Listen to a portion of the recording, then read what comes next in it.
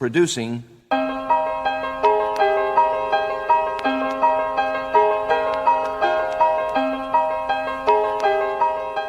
It's no secret that anarchists don't like states. In fact, we anarchists are generally defined by our rejection of and opposition to state institutions, such as governments, police, and prisons. But while opposing these physical manifestations of the states is certainly an important part of anarchist practice, anarchist critiques of the state go much further and include the underlying social relationships and ideologies that have historically been used to create states and to uphold their authority. One of the most important of these concepts is nationalism. So what is it exactly? And what do anarchists have against it?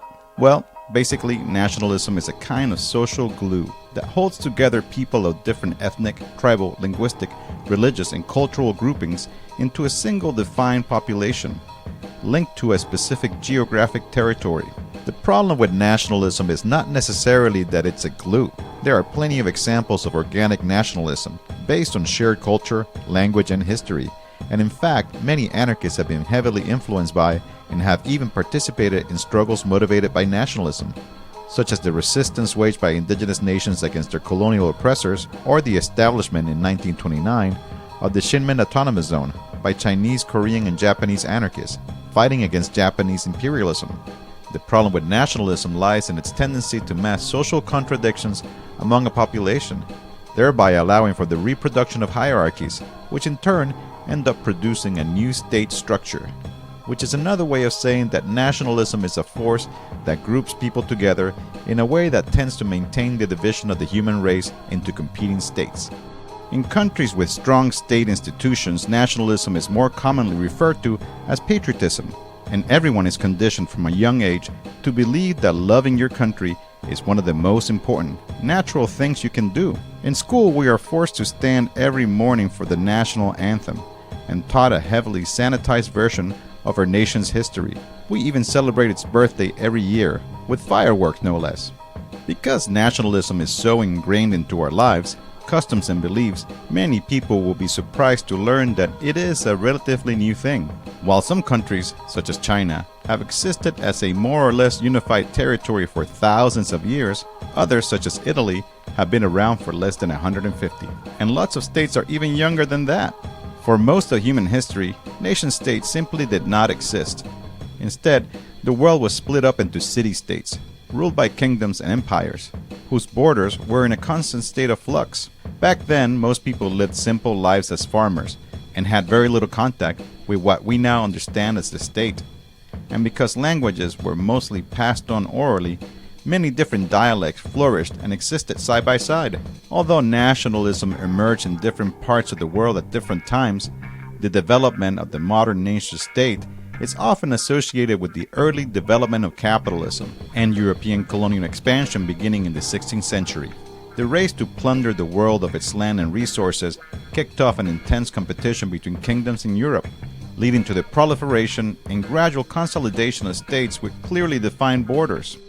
In the so-called New World, settlers from a variety of European nations forged new collective national identities, born of the shared experience of racial domination over indigenous nations and enslaved Africans. During the mid-19th century, many states first began introducing centralized education systems, further facilitating nationalist indoctrination and helping to eliminate remaining linguistic and cultural differences. In extreme cases, such as the residential school system in so-called Canada, this practice amounted to full-fledged genocide. Not content with their pillage of the Americas, European colonialists carved up Africa and the former Ottoman Empire into arbitrarily defined states, which in turn produced nationalist strongmen who brutally massacred linguistic and ethnic minorities such as the Armenians and the Kurds in the Middle East. Nationalism relies on grand, unifying narratives to bind populations together in pursuit of a common destiny.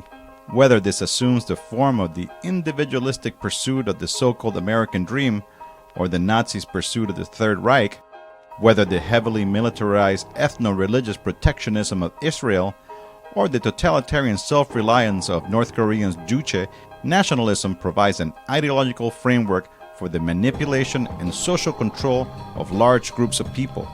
It provides a sense of collective belonging and unity of purpose, while simultaneously helping to justify the massive application of state violence towards perceived others. Human history is awash in blood justified in the name of nationalism, from ethnic cleansing and genocide to aggressive wars launched in defense of abstract, emotion-laden concepts such as freedom or the glory of the fatherland. Rather than limiting ourselves to the narrow perspective of nationalism, anarchists put forward the competing concept of internationalism. This flows from the realization that borders and nations are artificial constructs meant to divide us, and that struggles for freedom and dignity waged anywhere in the world are deserving of our solidarity and support. That rather than fighting and dying in wars for the sake of the rich and powerful, oppressed people should unite to wage war against our common oppressors. And finally, that for humanity to reach its full potential and come together to confront the problems that we face as a species, we require nothing less than a global revolution.